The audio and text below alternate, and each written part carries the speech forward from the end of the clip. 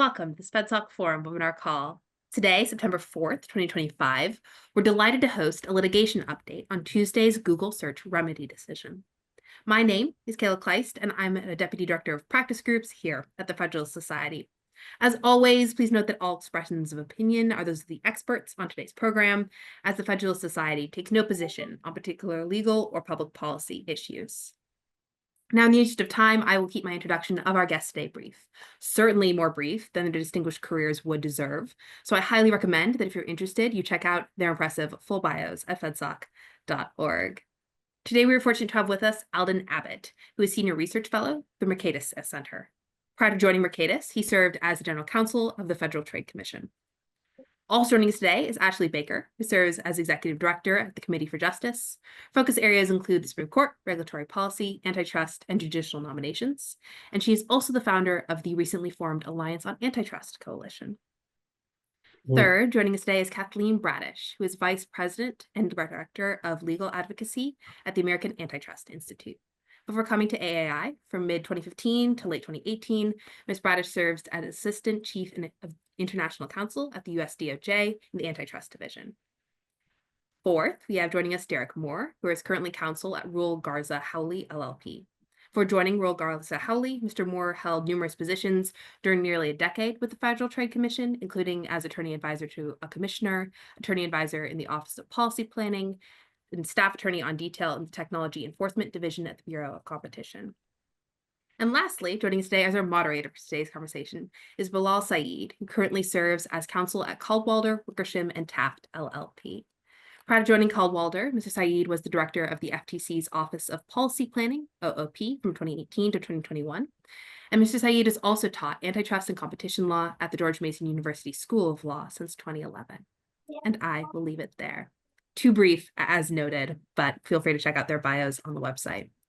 A last note before I get off your screens, if you have any questions throughout the program, please do submit those via the question and answer feature, likely found at the bottom of your Zoom screen, so they'll be accessible when we get to that portion of today's webinar. I will ask that all questions submitted there, A, pertain to this discussion, and B, end with a question mark. With that, thank you all for joining us today. Mr. Saeed, the floor is yours. Okay, thank you. Thank you, and thank the panel for being here, and thank everyone for listening. So we'll try to be quick on the background and jump right into the questions and discussion. So as I'm sure most of, if not all of our listeners know, slightly over a year ago, Judge Mehta found that Google had monopoly power in the general search services market, and through what it considered exclusive distribution agreements, foreclosed competition in that market, and that foreclosure was significant, and thus found that Google had abused its monopoly power illegally. Just a few days ago, on Tuesday, the court released its remedy decision, which is intended, of course, to address the anti-competitive effect of Google's conduct. Now, we'll assume, for purposes of at least of this introduction, that the court got the liability decision correct, although that is likely to be challenged on appeal. The court did not grant DOJ's request for extensive remedial relief, limiting the relief or the remedy to a prohibition, to a few things, to a prohibition on Google entering into exclusive agreements with, I'll call it carriers or distributors of its search engine app. And it will require Google to share some data, search index and user interaction data, with some firms in an effort to remediate the past effects of its exclusionary acts and to promote competition going forward. However, the court did not impose the more what you might call draconian uh, remedies proposed by DOJ, including a divestiture of its Chrome search engine, and also potentially divestiture of its operating system over time if the original remedy was not effective. It also narrowed, if not eliminated, some of the other more tangential remedy requests by the DOJ. And it limited the scope of the order or the length of the term of the order to 6 years. Now, it did not fully accept Google's proposed remedy, but I think many commentators or commenters believe that the court's remedy is significantly in line with what Google recommended. So, and the why, we'll discuss a little bit as to why the court came out this way with the remedy, but it appears on first reading of the opinion that it felt the market had changed in the year or so since the liability decision and year and change since the liability trial, and that more draconian remedies were both not necessary to address or prevent competitive harm in the future. And also, I think it believed that more draconian remedies might prohibit or prevent Google's competitive impact in the market for artificial intelligence products. So, in a sense, the court limited its remedy based on facts that it believed had sort of developed in the last year or two, and likely to continue to develop with respect to AI. So let me ask. Maybe I'll ask Alden first. Turn to others. Does the remedy make sense? Right? Is it consistent with the liability decision? Is it consistent with the legal framework of remedying a Section 2 case?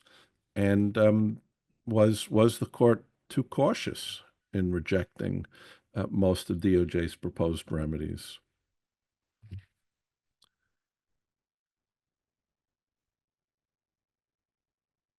Alden, you're on mute. Thank you, Bilal. The decision by the judge focused very carefully, and by the way, it was a long, detailed decision over 200 pages on what causal connection was required to impose certain remedies under antitrust case law. So this was really important. And it said, with regard to just enjoining Google's exclusionary conduct, which focused on these, what the court had viewed as exclusive dealing arrangements, that can be done where the requisite causal connection can be made through inference. And basically the judge said inferentially, we think that there was foreclosure, that perhaps 50% or more, that so it made sense to, in effect, prevent exclusives, and that was easily met. However, the structural remedies have a different standard. And in this case, the judge cited a standard drawn from, I guess, one of the Microsoft opinions, DC Circuit, and said structural remedies are only all right when there is, quote, a significant causal connection between conduct and the creation or maintenance of market power, close quote. And basically, what the judge is saying is, look, certainly the Chrome, control of the Chrome browser, potentially also some other potential structural elements was not causally connected. The supposed concern, a concern the judge in the liability decision focused on, he said these contracts have a foreclosure effect. There's network externalities are hard to overcome. But that had nothing to do with control of the Chrome browser, arguably, or of the Android system, which was another backup possible divestiture option suggested by the Justice Department.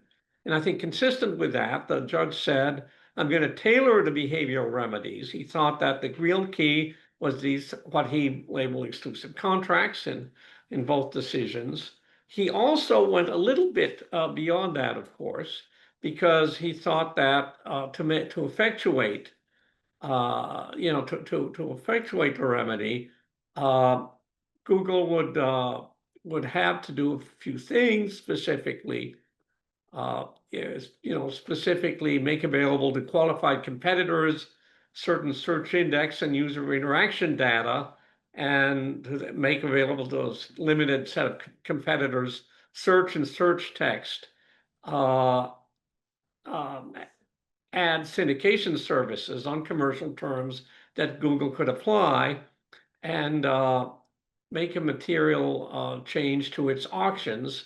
So, I mean, it said that, look, we think that there's certain other aspects of behavior that prevent competitors from having quote unquote a fair shake. It raises a question about, is there a risk of from data sharing or privacy or other risks? But it could have gone much farther in that regard. It didn't have to share, granular or sort of query level data or with advertisers, or provide them with more access to such data. And it was allowed to continue to make payments to distribution partners for preloading or placement of Google Search, Chrome, or its Gen AI products. Now, why did a judge do that? It was very pragmatic. He said, why isn't that a problem given the forbidding exclusives? So they said, well, these are not exclusives, but there would be a great harm.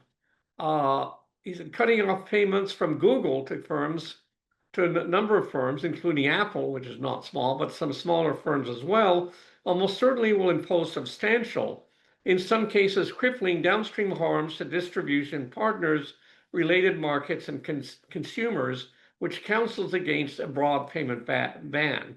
In effect, he's saying that a broad ban on payments goes well beyond this sort of ban on exclusive dealing, because it could really harm. For example, Apple had argued that, and other companies, they were able to improve their offerings by using some of these payments. So in effect, the judge is saying there's a significant risk to consumer welfare potentially if you go too far. So I think my sense is that the appellate court will say that, well, the judge was very careful about trying to apply causation standard, and he went into a lot of detail. Well, then, thank you. Kathleen, you've written just recently what I'm going to call the seminal piece on causation standards in Section 2 law. I mean, it's a very good piece, and it's seminal because maybe it's the only recent one in particular that that tries to look at the tension, arguable tension between the Rambus case and the Microsoft case, both from roughly 15 to 20 years ago. So in reading that, I've got to believe you've got a different view of the court's remedy here, whether it was necessary for the court, either on the law, but with reference to the facts, to adopt a fairly narrow remedial position. I should just be clear for the readers, there is in fact no final order here yet, because the court did ask that the parties come forward with a final order, which I assume will be aligned with the judge's decision, but I imagine there will be arguments over whether one position or the other is perfectly aligned. So Kathleen, with that as background, I think we'd all love to hear what your thinking is on the remedy. given the seminal paper. Thank you. And thank you to the Federalist Society and to my panelists for having me today. So yes, and I absolutely, first of all, will agree with Alden that this is a very carefully considered. It is very thoughtful and very fact specific. So on those points, I will definitely agree. And in that sense, I think it's very much like the liability decision, which I think was also very attentive to the facts and very careful. Of course, I have some reservations, but before I get into that, I do want to talk about what the court says about on a legal level about causation, because I think it actually says some things here that are very helpful for other cases where divestiture structural remedies are at issue, and where even this judge might find a better case for divestiture. So I will say a good part of the opinion, before he gets into this fact-specific analysis of the specific remedies at issue, addresses standards. And on this, he actually rejects pretty wholesale Google's arguments that there's an on-off switch, that if you can't show a but-for world in which Google would not have maintained its monopoly except for the conduct it engaged in, that you can't go beyond a bare minimum injunctive relief against the illegal conduct. So he's very clear that he has the power. The judge has to have the flexibility to address the illegal conduct, and that especially in high technology areas where there's a problem of proof in showing what the but-for world consisted of, that can't be a strict bar, a per se bar, I think at one point he calls it, to anything beyond a bare minimum injunctive relief against the illegal conduct. So I think this is a really important aspect of his opinion, even though he goes on to do some other things with the facts in the case. I think he sets the stage for different outcomes in different cases. So I think that's important to note. And even on structural remedy, and I will note that the precedent that he's addressing here is DC Circuit precedent. It's not Supreme Court precedent. So he's operating within that frame.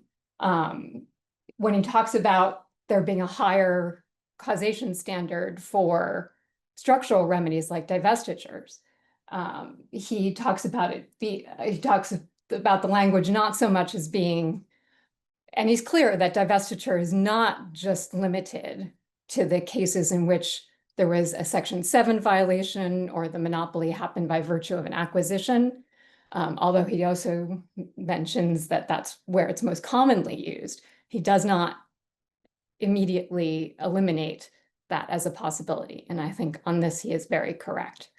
And he does a very close reading of the precedent in the DC Circuit to show why other cases don't support that idea. And I think the standard he's using there, he talks about it being not sufficiently on the Chrome divestiture, that it wasn't sufficiently attributable.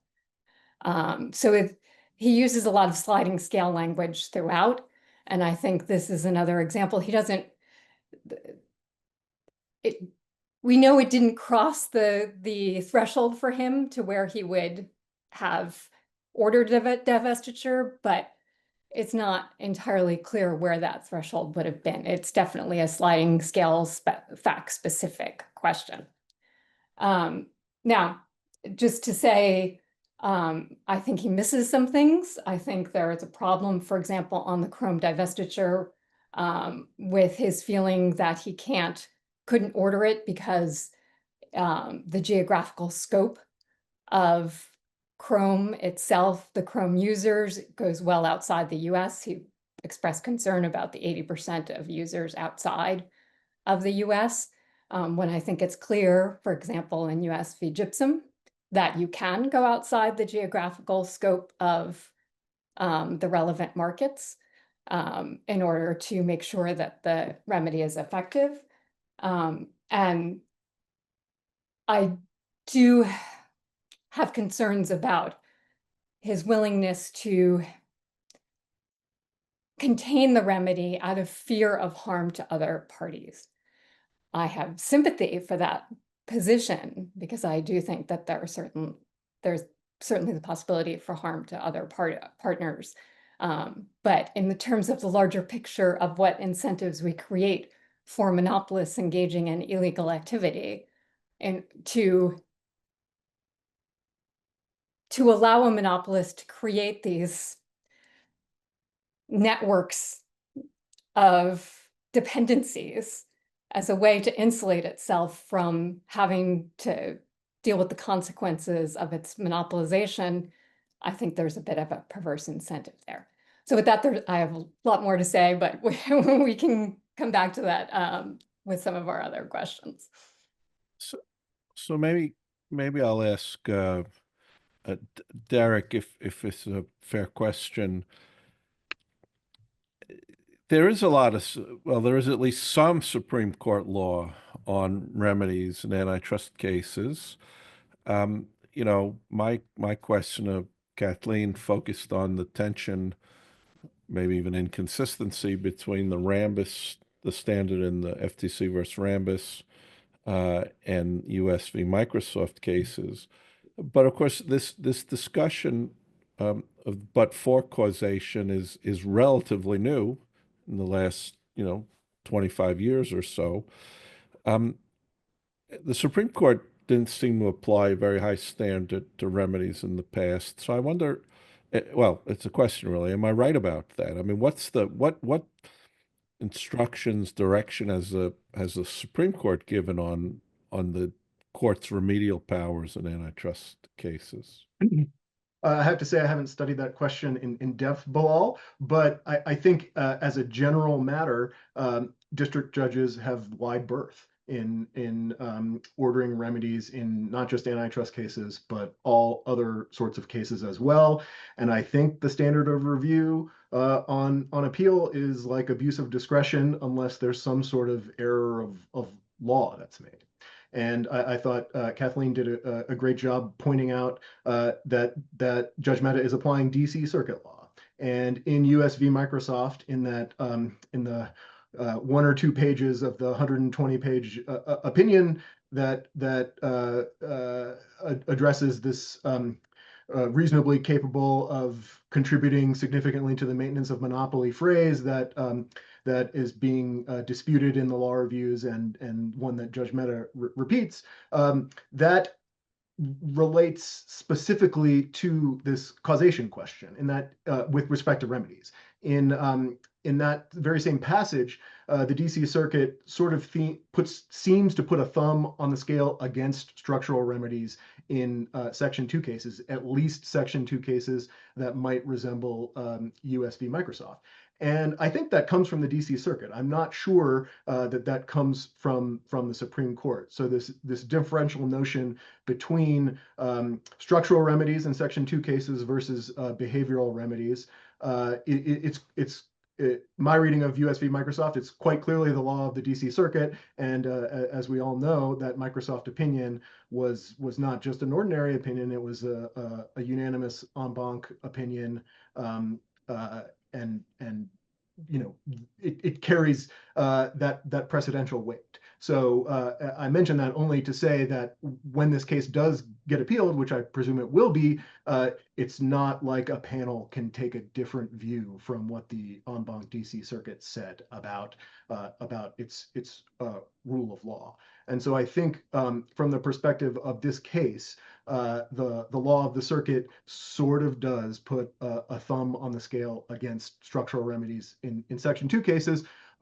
Having said that, that passage is also clear that the plaintiff doesn't have the obligation to create a but-for world, at least when the targets of exclusionary conduct are what the DC Circuit calls nascent, albeit unproven, potential alternatives to the monopolist. Now, I think we can have a discussion about whether the putatively excluded rivals here were nascent rivals, the same way that the Microsoft court understood Netscape to be a nascent rival, or at least Netscape plus middleware. But I do think there is support for the notion in the DC circuit that structural remedies are treated differently from behavioral remedies, at least in Section 2 cases.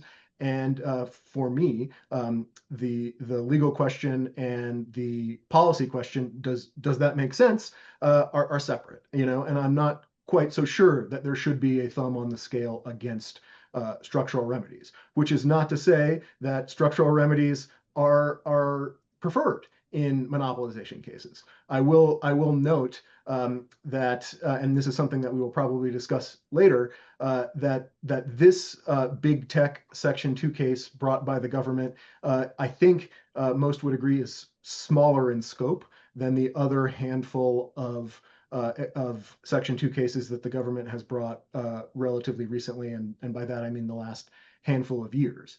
The government in this case is challenging exclusive deals. And there are quite a number of prior cases in which the government as a plaintiff and other plaintiffs have used Section 2 of the Sherman Act to challenge exclusive deals. And I will just point out a couple of them. In the 11th Circuit, this was an FTC case, the FTC case against McLean, where it was a monopoly maintenance case challenging McLean's exclusive deals with distributors. The remedy there was McLean cease and desist from exclusive deals with customers. Another government case, albeit closer in vintage to US v. Microsoft than the current set of cases, is Dentsply. That was Section 2 used to challenge exclusive deals between Dentsply, the teeth manufacturer, and its distributors. And the remedy there was injunction against exclusives and injunction against other coercive tactics Dentsply used against dealers. And then another case also in the Third Circuit, but this is a private case, the ZF Meritor case, where the remedy was injunction preventing the defendant from linking discounts and other benefits to market penetration contracts. And so that case was a little bit more complicated in the sense that they weren't actual exclusive deals. They were market share discounts that resembled exclusive deals. But in all three of those circuit court cases where Section 2 was used to go after exclusive deals, the relief was pretty limited to an injunction against those deals. And I'm not suggesting that that is the correct approach for the Court of Appeals, the DC Circuit, to take in US v. Google, just that for Section 2 cases where the anti-competitive conduct is an exclusive deal, the remedy has tended in recent years to be limited to an injunction against the exclusive deal. I think I would be remiss not to acknowledge the reality here, which is that McLean, Dentsply, ZF Meritor, these are big profitable companies, but they are not household names like Google is. We don't use the word McQueen as a verb to do anything. And so I think there are meaningful differences between those companies and Google that might relate to what remedies are desirable here. Now, having said that, we should also recognize that this is not the only antitrust case, Section 2 antitrust case being pursued against Google, and not the only Section 2 antitrust case being pursued against Google by the United States Department of Justice. So I think this is an opening salvo in potential remedies that might be applied to Google and not the final word. And I will pause there. All right, thanks. And if anybody could answer a question they hadn't prepared for, I knew you could do it. So, Ashley, let me. I guess we're doing I'd like to get your thoughts on the remedy as well. Maybe some of the weak points of the court's decision, maybe some of the stronger points, but you know, I think this is an important topic, so I really want I do want everyone to weigh in on it. So what do you think? And maybe you can, if you can, just give some attention to, the factual analysis the court applied in limiting its remedy, and also whether that calls into question the liability decision. But Yeah, sure. I mean, I think a lot of this is really covered, but just kind of in brief. I mean, I think I should first point out that this is one of the sort of opinions that no one was going to be neither party was going to be entirely satisfied with this from the get-go. So it's not exactly shocking some of the reactions we see here kind of on both sides, because this is a really tough question. A lot of time has passed since the lawsuit was initially filed in 2020 by the DOJ, and I wouldn't say that the liability and remedies rulings were necessarily at odds with each other. I think they still ruled with, he still applied within the target area. However, there are many points throughout. If you read it, he's kind of walking it back a bit. It's almost as if he's rethinking some of the issues that were key to the liabilities ruling.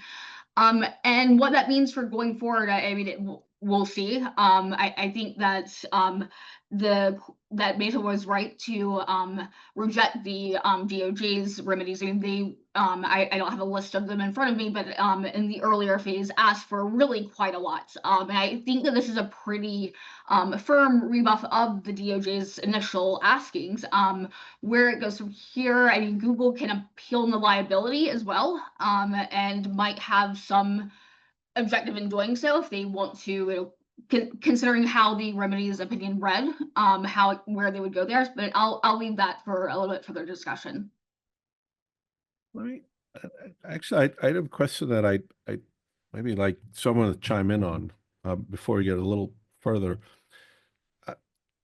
I sort of accepted the court's characterization of the or I'll call it arrangements with Apple and others as exclusive agreements, but my reading of the language in the first decision suggests that in fact they were not exclusive agreements. They were just some form of revenue sharing, and the court seems to have allowed for revenue sharing agreements with Apple and others.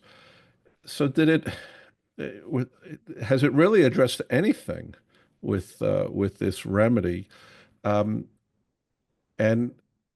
why did it make that distinction outside of an unwillingness to potentially shut down some of the smaller beneficiaries of those arrangements?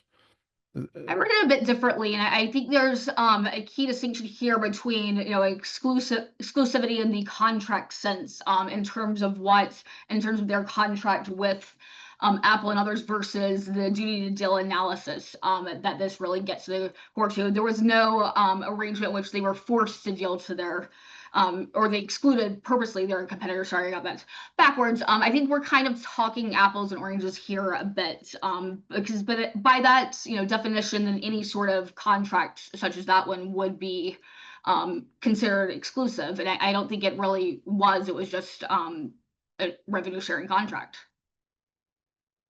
Okay, I'll accept that. I'll jump in here too, Bilal. Yeah. I think it's a good question, and I think without getting sort of technical into whether you can have an agreement between Google and Apple or Google and some other OEM that sets Google search as the default, but not as the exclusive default. I suppose that is within the realm of possibility, but is it practical? I just don't know. I don't work for an equipment manufacturer, so I just don't know whether it would be conceivably desirable from their perspective to have a non-exclusive default. But I do think the question raises a tension between the liability opinion and the remedies opinion. And there's a lengthy, interesting section in the liability opinion where Judge Mehta rejects Google's argument that there was competition for the exclusive between Google and various search alternatives for example, a competition between Google and Bing, for example, to secure default placement on Apple devices. I'm using that as a hypothetical example. I haven't examined the record to determine whether there was any actual competition between Google and Microsoft, but that's the point that Judge Mehta was addressing. And he said that Google's argument wasn't persuasive.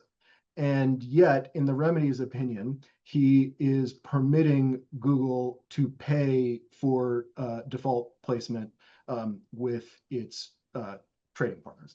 And for me, anyway, that raises the question: well, how are those payments going to be established? It's not just that Google is going to say, here's Y dollars instead of X dollars. Those payments accrue through some sort of competitive process.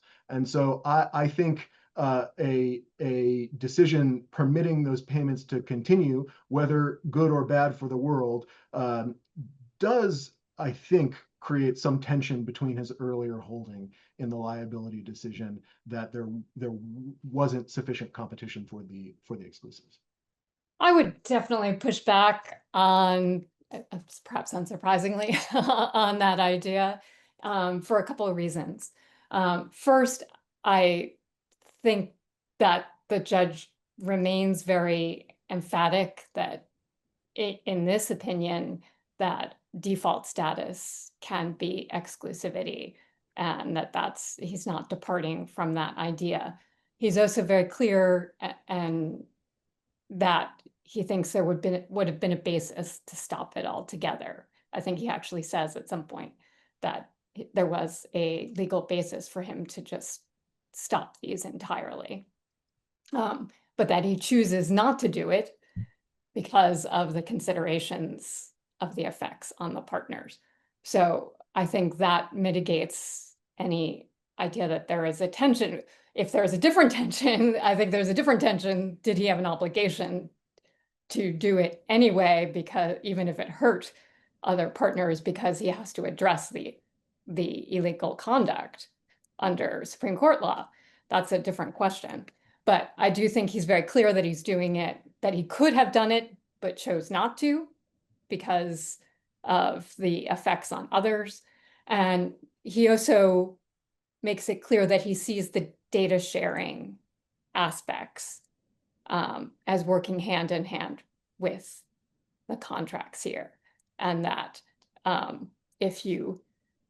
that without the data sharing that he allows, that he mandates here, that he would not have come to the conclusion or had the caveats that he did on the contractual provisions.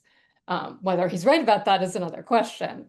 But it's clear from his perspective, I think, that he sees the data sharing as highly intertwined, and one of the reasons why he feels like he has more flexibility on the contract side.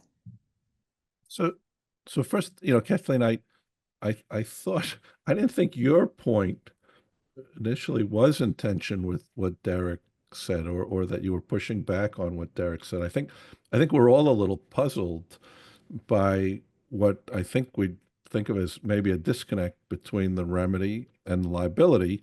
And it could mean the liability decision was wrong, could be the remedy decision was wrong, right? But I think we're, at least for this purpose, neutral on that. But I think you raise a good point, which I glossed over, but I think Alden addressed in his discussion of remedies. The data sharing requirements, although much more limited than what DOJ wanted, are in fact, I think, somewhat novel, right, in an antitrust case. I think they're limited in some way, and they seem to be limited in favor of people who may have the resources to obtain data themselves, in a sense, but maybe I'm wrong on that. But I also think they go further than anything we've seen in Europe with the DMA and steps toward, what you might call interoperability, although this isn't the same thing. So maybe Alden, you had expressed interest in talking about some of the international ramifications of this decision. Maybe that's my words, not yours. But what do you think of the data sharing, and is it sort of a European style regulatory? Well, look, a remedy is going to be regulatory unless it's structural, but it goes. I think it goes beyond what the DMA or requires of gatekeepers. Any thoughts on that? Any reaction to that? Alden, I think you're on mute.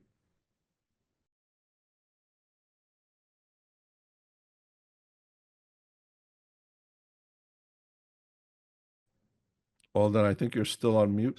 My apologies once again. I think it's a very good question. I think that the judge was very careful about data sharing. He says, well, I think in effect, he seems to be saying that, well, you again, that some might, I think the initial first blush impression I had that also really how is this limitation on exclusives, how big a deal is it really if you're going to get these payments are going to continue? In fact, there's a whole efficiency argument that I'd anticipated on appeal about payments being competition for marginal consumers like slotting allowances and so forth. But I also sort of got the feeling he's saying, yeah, well, maybe you do need to make sure that there's some protection for potential competitors in getting these data. At the same time, he seems to be saying that there'll be this oversight committee and concerns about using commercial terms and so forth pervaded. So it's not, I think it's uncertain. Interoperability I don't necessarily read about interoperability. It can be very broad. And there are arguments right now going on under the DMA. How broad is interoperability? The argument is that the enforcers of the DMA, which include the European Commission competition directorate, that they are reading interoperability and can read it very broadly to give them the opportunity to say that, well, these big gatekeepers are not really interoperating in the right way, and we go to impose huge fines. So I think the specter of huge fines is hanging out there. But I think interoperability can be very broad, and this idea that, well, it's interoperable, but to certain parties, and the certain parties we're going to not overdo limitations on Google in relations to turn over that data. I actually think it's narrower, but as I say, it's not an easy question because there's still, and that's one of the criticisms of the DMA, there's still a lot of uncertainty about how it's, and criticism by the platforms that DMA is ambiguous, and that creates a huge amount of power in the hands of the enforcers. And I don't think that's an issue quite here. So I guess that's, I do think that, a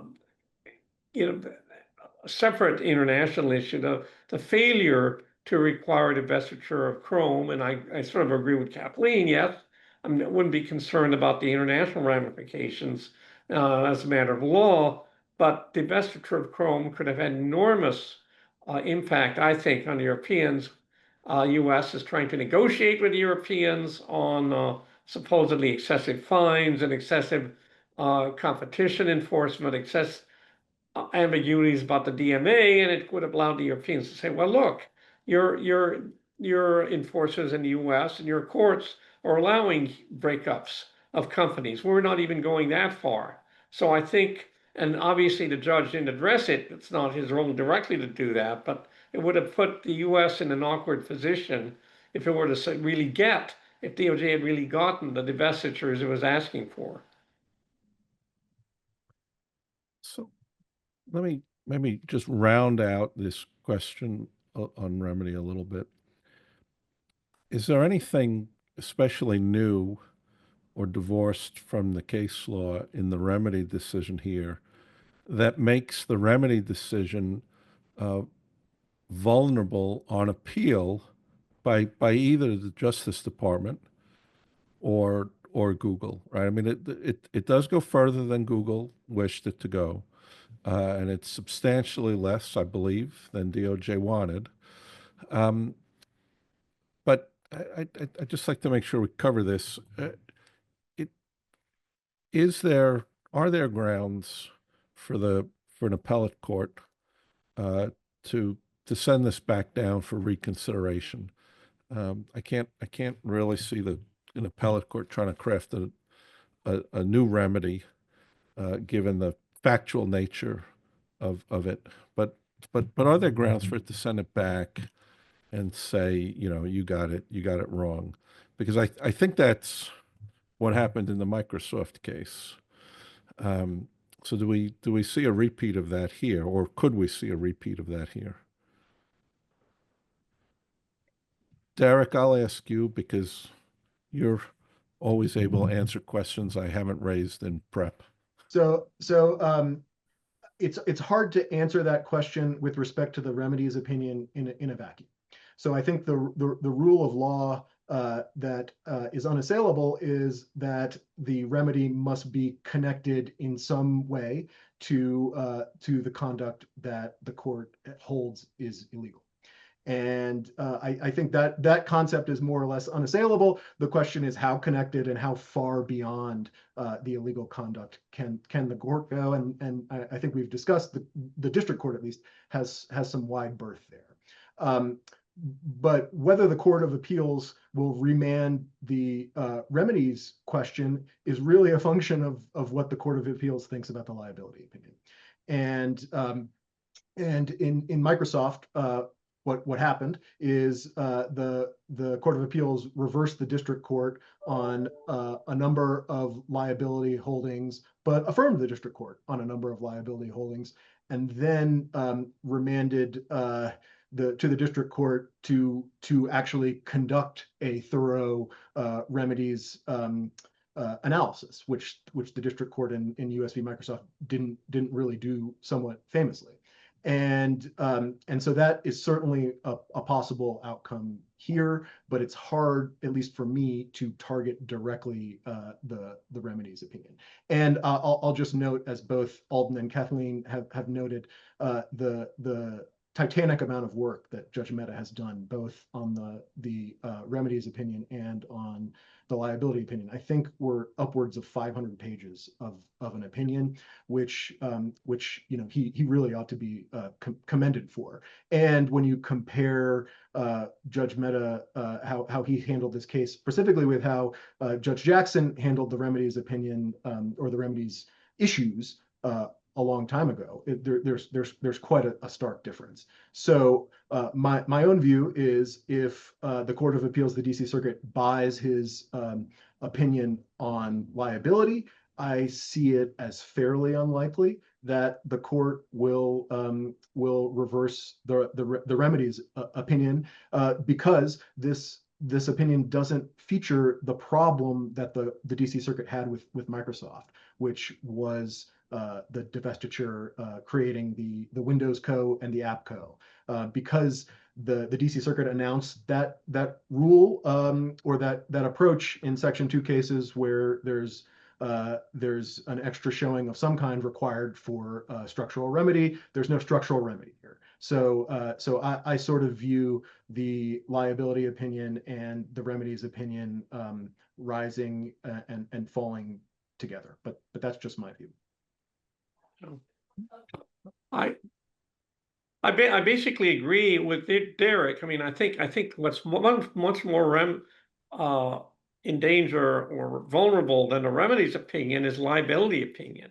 If you accept the liability opinion, it's a very strong remedies decision. Some think he should have gone beyond that. But the real problem, and I think we've already alluded to it, is that did he open a door and saying, well, there are major efficiencies, that is benefits, that the obtainers of these funds, the companies, the OEMs and other companies obtain these sort of shared payments for a sort of exclusivity. There are major benefits here to them, and there also could be benefits And the judge also seems to be saying that, well, without the payments, it still may be likely that they would have just put in Google. So where's the harm? I mean, if the payments are what prevented others from really having a good crack at obtaining a prime placement, that's one thing. But if he seems to be saying, well, Google was superior and they would have been placed anyway, then were these payments really exclusionary in the first place? If in the but-for were, yeah. So I think it does open up the window for an appellate argument. I don't know whether it would succeed or not, but I think it does really raise that possibility. I actually do think that there is grounds for DOJ to appeal the remedies portion of this. And I would characterize that as, despite the length and the detail and the care with which this opinion was written, it does not grapple with effectiveness. I did a word search just to see. I think some variant of innovation comes up over 40 times in the opinion. Herb Hovenkamp is cited 32 times in the opinion. Effectiveness or terms related to it show up 4 times in the opinion. And I think that's a missing component of his analysis.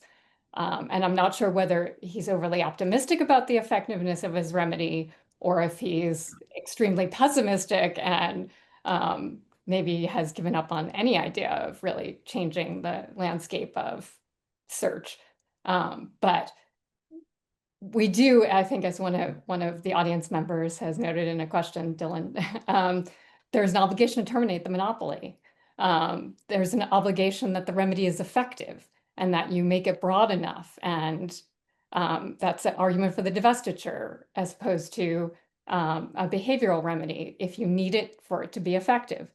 And he doesn't really, I don't see in there that he's grappling with that question and whether he's prioritized that in the way that I think the case law requires him to. How do you think an appellate court would handle that question? I mean, and by that I mean, would they construct a revised remedy on their own? Or would they send it back to the district court for additional fact finding, or no more fact finding but reconsideration? I mean, I would assume that the default would be to send it back, given the highly factual nature of it. But to prioritize effectiveness, I think there's plenty, I think the Supreme Court case law is clear that effectiveness has to be the first concern, and I don't see that in his opinion. So, I think related to that question or response, is of course the forward-looking nature of the effect of AI on the search market, and also the effect of current firms' participation in the AI market going forward. Given the importance, I think that's true, given the importance that the court put on the development of AI as an alternative to search engines, do you think that Google's argument in the original trial that competition is just a click away is borne out by these developments that the court took notice of? So Can I read a little bit on the last question, like Sure. briefly, and kind of relate it back to that? I think they kind of go hand in hand, and that the judge realized that like a lot of the findings originally were irreconcilable with his. So for example, if the unlawful default contract only impacted a small number of searches, is like 10% or so of searches, but also then.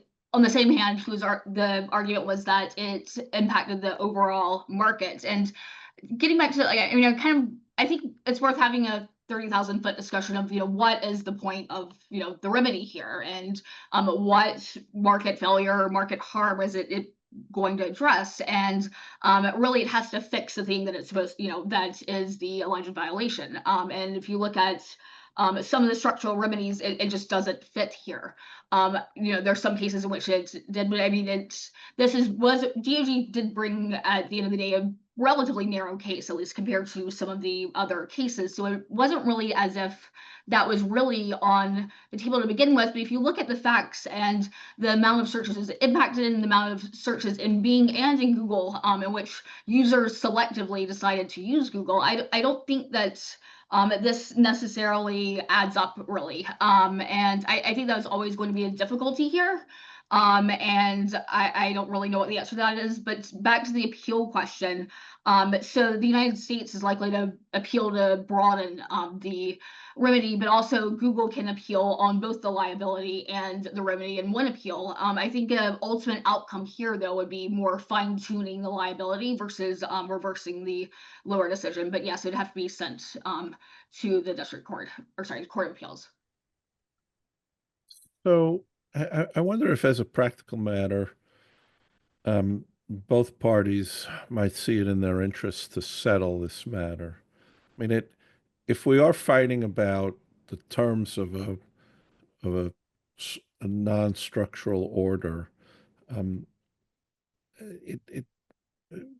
it does seem, from DOJ's perspective, they might like to take the win and move forward. Google may also believe the remedy aligns much more closely with what they intended. So is this given where the court came out on liability and remedy, does this look like a case that might actually just settle, notwithstanding everybody's, well, each party's suggestion that they were likely to appeal? But don't forget the Ninth Circuit case, on the Play Store case. I feel like maybe you can make that argument for the DOJ, but I do feel like, at least strategically, I don't know. I don't work for Google. I don't know what their strategy is. There might be some desire to kind of spread the contagion of some of the findings in the liability phase to some of these other cases, such as the Ninth Circuit case, which they've appealed and filed for relief as of like last week. Well, I just want to pick up on Derek's point, which is that the remedy here looks a lot like the remedy the courts have imposed, or DOJ and the FTC have requested in other monopolization cases based around, exclusivity and exclusive dealing, exclusive access. It always seemed like a case that should settle to me once liability was once the liability opinion was sort of issued. People may have thought this was going to lead to the breakup of Google, but I don't see how anybody could have thought that after reading the liability opinion. And at a practical level, it just seems like a case that could be settled. Maybe nobody wants to give advice on that, but I'll take it up. I think there is a definite zone of settlement here. I think, and one that would represent both the interests of the department and potentially of Google. Anytime you are asking a court to wade into relatively technical areas and create specific obligations and specific prohibitions, like this order does, there's a big chance that the court gets some important things wrong, and that the parties couldn't agree that the court gets some things wrong. And so that creates I think an interest on behalf of both Google and the department to negotiate something that resembles what the court has ordered, but to do it in a way that's potentially easier to implement. And also, the department can get some negotiated rights, like a monitor or something else that it does in other antitrust cases. So I think if the Court of Appeals addresses, the liability opinion and does something similar to what Judge Mehta did and says remand for consideration, or changes the liability in some way after that Court of Appeals opinion, I think there would be a strong desire to settle the case.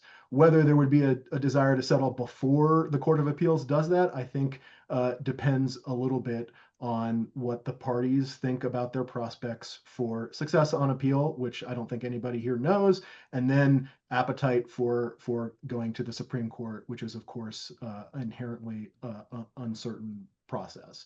And then just to say a little bit more about the other exclusive dealing cases, the remedy here includes the remedy in those other Section 2 exclusive dealing cases, but does go quite a bit beyond those cases. The data sharing and other behavioral provisions that we've already discussed. How, Derek, you don't have to answer this, but you're welcome to, but anyone can answer. I think of both the Microsoft and the Intel settlements, well, Microsoft final judgment and the Intel settlement with the FTC with a Section 2 case as highly regulatory. And I wonder, given the DOJ's suggestion that they did not want to be and do not want to be a regulator, how that may impact any sort of settlement here, right? I mean, again, if it's not structural relief, if it's not a sort of a divestiture, clean structural relief, any remedy here is going to be fairly long and fairly detailed and require at least potentially require future intervention by the court. And all of that's sort of a question, but the other question is, there's at least a view that Microsoft got out of the innovation business because of its efforts to comply with its final judgment. And while I don't blame Intel's current situation on the FTC's, final order in their challenge to Intel's case, I mean, should we be concerned that a remedy here is going, even this remedy and the implementation of it is going to affect Google's dynamism, innovation going forward? And I think the judge kind of focused on these considerations, but potentially has structured a relief that actually raises these questions in a much different way than a divestiture might have. There's a lot of questions in there. Anyone can react. Well, I think on the argument that the Microsoft case dampened Microsoft's competitive drive, maybe, is the argument that I've heard. There's equally an argument that it paved the way for Google to become Google because it opened up the landscape for other innovators. I guess on this point, I would say, I think it's important that this may be a feature, not a bug, in the sense that I think part of Section 2 enforcement, part of the underlying idea behind it is we want monopolists to be conscious of being monopolists and maybe think about competitors in a different way than we would, or potential competitors in a different way than we would. They have obligations under Section 2 that they wouldn't if they weren't monopolists. So I think the underlying theory of Section 2 enforcement is that we want monopolists to act differently than non-monopolists. So for me, that may be a feature of this if Google is more conscious of how it structures its relationships with partners, if it's more careful about how it treats nascent competitors because it has obligations under Section 2. And if this had not happened, if the case and the liability decision and all of that had not happened, we wouldn't have that necessary effect on, and I think I would just say, sometimes we focus on the innovation of the monopolist and not on innovation generally. And I think that may be a little bit at work here, like with the Microsoft focusing on Microsoft's innovation instead of looking at innovation as a whole in the area, which would encompass whatever the emergence of Google. So a bit of random thoughts altogether, but that this may not be the bad thing that we ordinarily think of it as. Yeah, I just want to jump in because Kathleen made the exact point that I was going to make, which is that the concern, at least the concern that the antitrust law should have, is marketplace innovation, the way that the antitrust laws are concerned with marketplace output and marketplace price, not the price or output of an individual competitor and not the innovation of an individual competitor. And so I think focusing only on Google's innovation incentives is a mistake, and that a remedy conceivably could dampen Google's incentives to innovate, but increase other market participants' incentives to innovate, and your overall effect on incentives to innovate would be positive and therefore welfare promoting. And so I think we shouldn't, just like Kathleen said, myopically focus on Google's incentives to innovate. I mostly agree with Derek's comments there. I would add though that in mentioning the AI issue and a lot of the other innovation related issues, I didn't read it as he was necessarily saying that they will or will not become a more or less innovative company, more so that the market has shifted. And the same thing happened in the Microsoft case too, and it's hard to pinpoint exactly why that's Microsoft did not manage to enter a market such as the mobile market, whether or not that was because of the case or because they just did not innovate in a way that would promote entry to that market. But if your remedy is supposed to even things out amongst players in one specific market, now people are not using search anymore, they're using something else, and everything has shifted, then where does that leave this opinion? I think what he was really getting at there is that the entire dynamic is different today than it was in 2020, and a lot has changed there. So let me, Alden, unless you want to jump in, I want to switch our discussion a little bit to a broader discussion of whether, maybe it's 2 or 3 questions, but what do you think is likely the impact, if any, of this decision, and we all recognize it's a district court decision, on the other, both tech cases the FTC and DOJ have brought, and also the other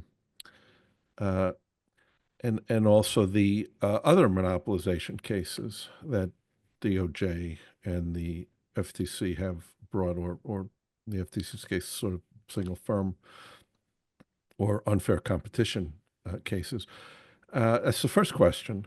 And then, there was a lot of attention paid to the neo-Brandesian approach to antitrust in the last administration and even slightly before that. The first decision we get out of a district court, both at the liability stage and at the remedy stage, looks quite narrower than the neo-Brandesian sort of approach. I mean, this is not a criticism of Tim Wu, but just a week or 10 days ago, he had a piece in the New York Times which discussed the potential breakup of Google coming out of this remedy. Are we? This is the second question. Are we sort of beyond the neo-Brandesian sort of fever dream because now we are getting court decisions, courts that have to focus on the facts and the law? Are we back to what used to be sort of a bipartisan, consumer welfare centric approach, or are there other avenues for a revival or continuance of a neo-Brandesian or Brandesian, big is bad approach to antitrust. So those are two questions, but both directed at forward-looking, some tied to the specific monopolization cases, just another slightly broader. So Alden, why don't I give you a chance? Start Okay, off. well, thanks. Thanks again, Bilal. I think as to the other Google case, the ad tech case, Justice Department has recommended as remedies, among others, things that Google divest its ad exchange and publisher ad server and grant real-time data access and open source its auction logic to rivals. Now, again, the second part is sort of behavioral. The first part, is structural. But I think there's a danger, comparing Chrome to these various ad exchanges. They're different in kind, different factual setting underlying that monopolization case.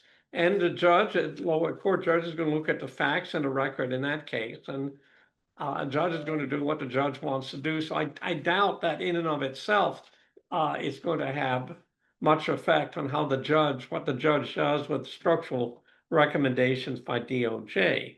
I think the bigger picture, and it also, of course, we've got cases against Facebook and Amazon and indeed Apple that keep chugging along, and until policy decisions to change that is made by the enforcement agencies, that for now they're going to continue to keep chugging along. So as to the neo-Brandesian thing, I think, look,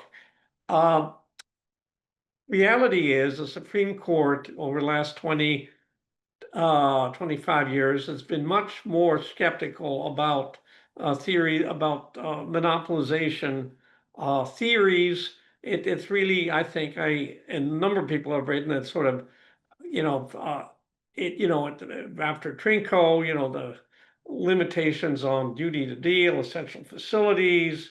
It's got limitations implicit on tying and lots of other things. But it also, I think, an argument Frank Easterbrook and in some way Breyer did in a somewhat different context, said that, antitrust is an administrative program and we need sort of a cost benefit framework. And that's implicit in a number of the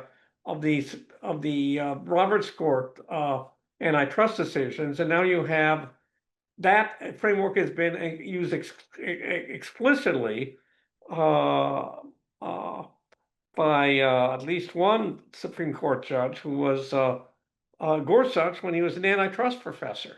So I think the reality is the neo-Brandesians were not going to have a lot of luck pushing broad divestiture dreams until you got more people at very different sort of Supreme Court. So I think people are coming down to earth and saying, look, and judges are going to be very concerned about precedent. You can't just waving a wand and saying, well, we wanted divestiture, is akin again to what Judge Jackson did, his mistake. He made some other mistakes in the Microsoft case 25 years ago. And a careful district court judge is not going to make that mistake. So the only way you get real major structural change at this point, I think, given U.S. monopolization law, is through legislation. And there were attempts to push legislation, as we know, several years ago, which didn't get through Congress. So that's my view.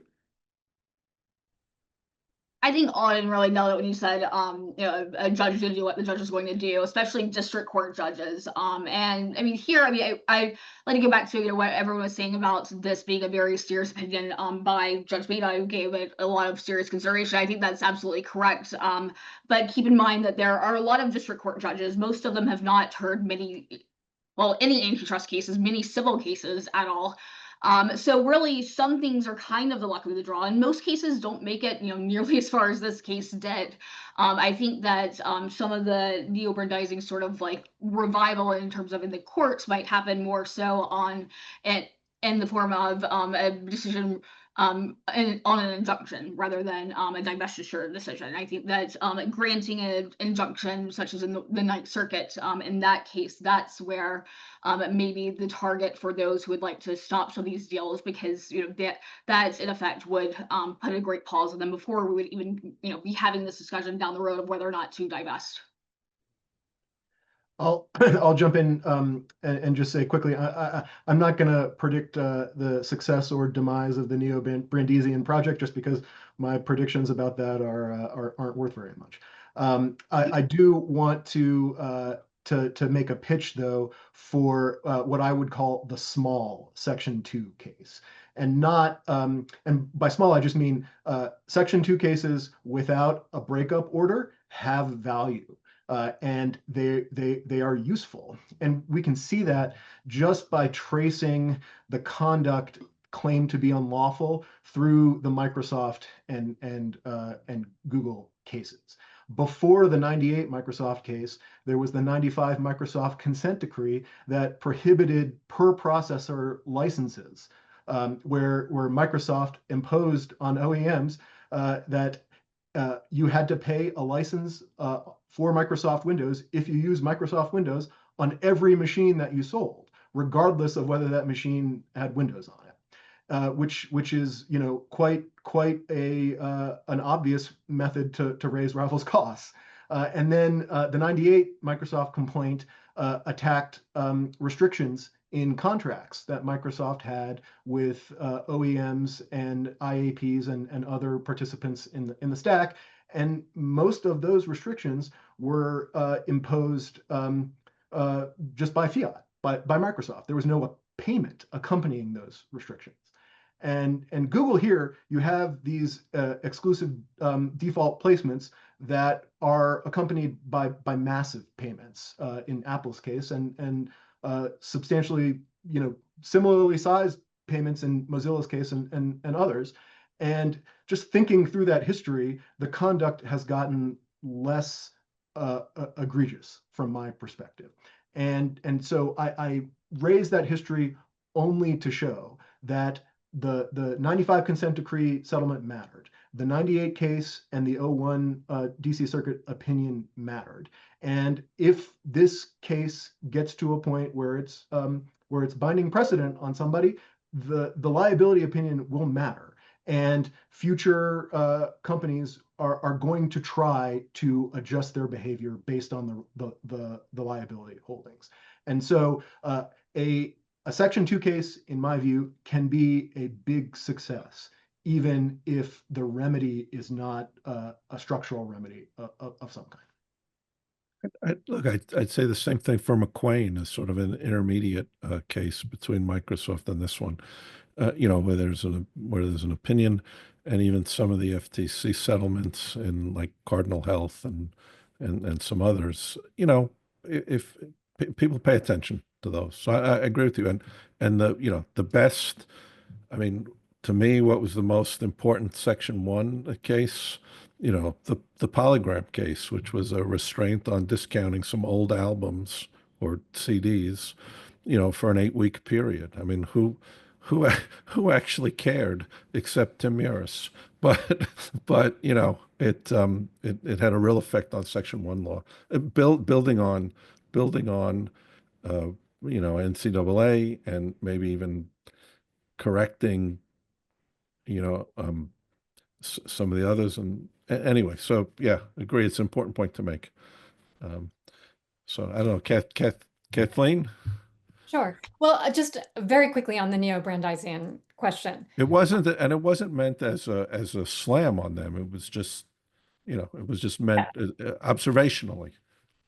I think we cannot discount that the change in judicial discourse about tech platforms, and I think in tone and willingness to do some hard inquiry into what the tech companies are doing.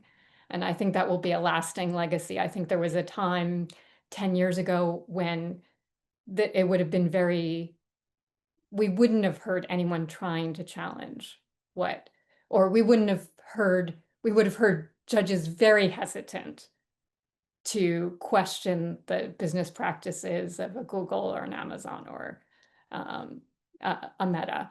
And I think there's more, not just in the cases brought by DOJ, but in the private cases as well, more of a willingness to look into and really ask whether there isn't, despite the innovations that clearly have happened, that there haven't been exclusionary practices and anti-competitive things happening along the way. And I think that door is open and it will stay open. I agree with Kathleen. Maybe for slightly different reasons, and that eventually courts had to confront these cases. I mean, the Supreme Court was very much allergic to any of these technology-related cases for a very long time. I mean, even recently, I think in Justice Kagan's her one line, we're not the 9 greatest experts on the internet. So I think there was kind of that tendency for a long time for logical reasons, but also there was less tension between some of the lower court decisions. There were less cases, there are more and more cases just because the internet has evolved. There are more cases. So I think that's just kind of a natural byproduct of that. So that's not going away. So I think nobody picked up on the earlier part of my question. I might be wrong, but well, maybe people did. But do we see, if you are representing Meta or Apple or Amazon or Visa or others, even Google in the ad tech case, do you take anything from this either remedy decision or the remedy and liability decision that gives you more comfort? And if you're DOJ, or the FTC, do you think you want to move away from litigation and maybe towards settlement? I mean, is this case going to have an impact? Again, recognizing it's a district court case, is it going to influence other judges? Can we read anything into it, or not? Well, I don't think monopolists should take comfort in it.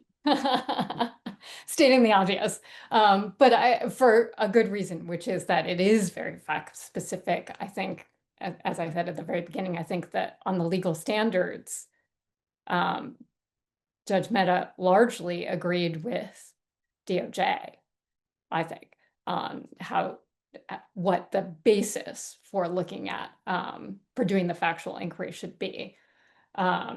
So I think anytime you're in the mess of factual, it's not offering the bright line that Google wanted on but-for causation, for example, that could have given comfort to a lot of tech companies where, reconstructing a but-for world would be very difficult. So they could take some comfort that the inability to do that would mean there would be no real serious remedies.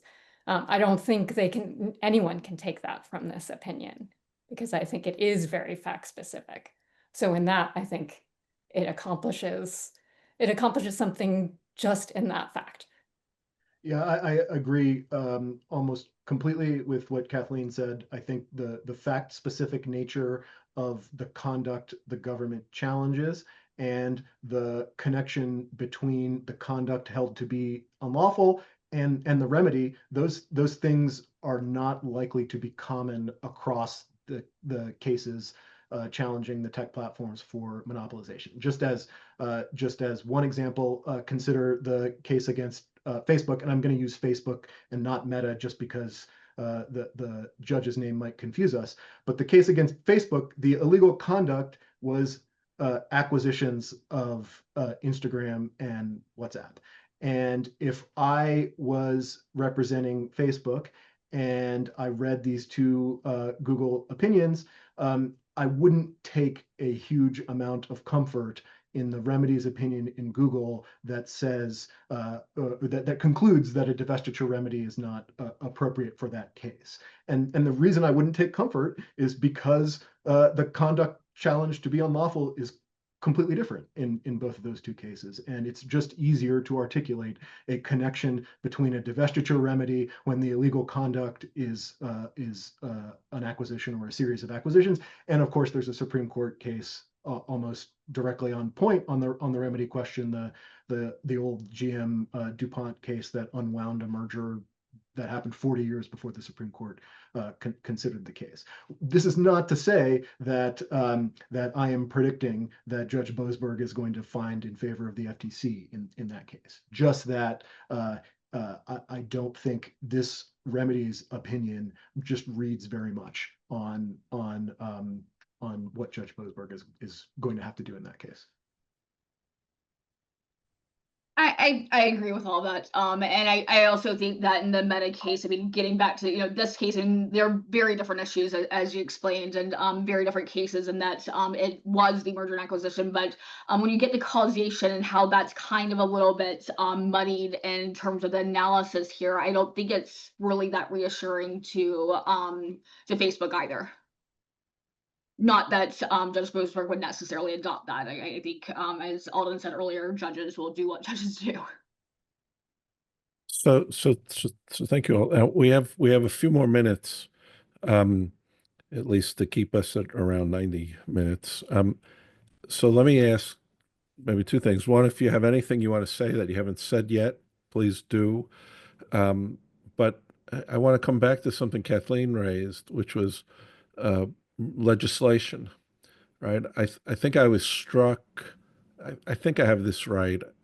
I was struck that Senator Klobuchar basically said, maybe we need my Alcoa bill if the district court isn't going to, do what we thought it should have done, including with respect to its findings or conclusion, dicta on self-preferencing. I mean, is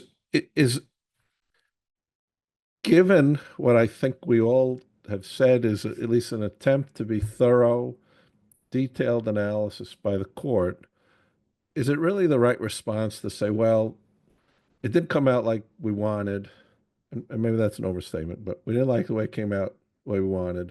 We need legislation. I mean, is Mehta off the reservation here? I mean, this guy seems like just about the right judge you want for just about any case. He's going to think about it. He's going to be thoughtful.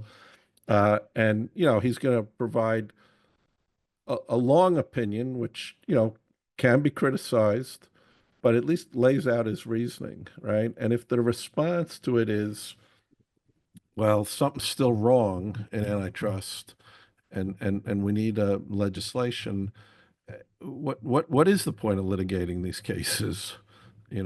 So anyway, respond to that or not, finish up with concluding remarks, or just thank our guests and attendees and whatever you want to do. All I would say in response to the call for legislation is good luck with that. Well, I'm not sure that I might locate the problem less in not necessarily jump to the legislation problem, that this needs to be corrected by legislation, but rather to look at what Judge Mehta's definition of humility in this case, that he really did not want to, he really hesitated to get into the mess and called it humility, which I think it's an authentic statement. But humility can really be a default to protecting the status quo rather than, a morally beneficial thing. And I think it may require taking a little closer look at what judicial humility really, what that really means, because as I think a lot of people have already pointed out, he speculates about the effective, there's a lot of speculation about how this is actually going to be effective in the real world and what generative AI will do. There's a lot of like not necessarily humble things happening in this opinion. So I think it's a very specific view of what humility means, that if we didn't accept that just as a given, we might have more room for the cases to be effective. And the other thing I would say is really this should have been challenged much sooner than it was, because clearly a lot of the problems that we have right now are because, as the judge pointed out many times in the opinion, this has been going on for a decade, more than a decade. So I'll conclude. I'm gonna punt on your legislation question, Bilal, just because I'll take legislation seriously when Congress actually passes bills via a process other than reconciliation. So what I'm hopeful for here, and this doesn't have to happen in this Google case, I'm hopeful that a case gets to the Supreme Court where the Supreme Court can articulate general standards of what makes conduct anti-competitive under Section 2 of the Sherman Act. What we have is a good statement or a good series of statements in Section 1 cases, and also in Section 7 cases, the merger cases. But what we have in Section 2 cases is a hodgepodge of rules that apply to different kinds of conduct: exclusive dealing, tying/bundling, and refusals to deal. And the fight is, does this allegation by this plaintiff fall within the proper bucket?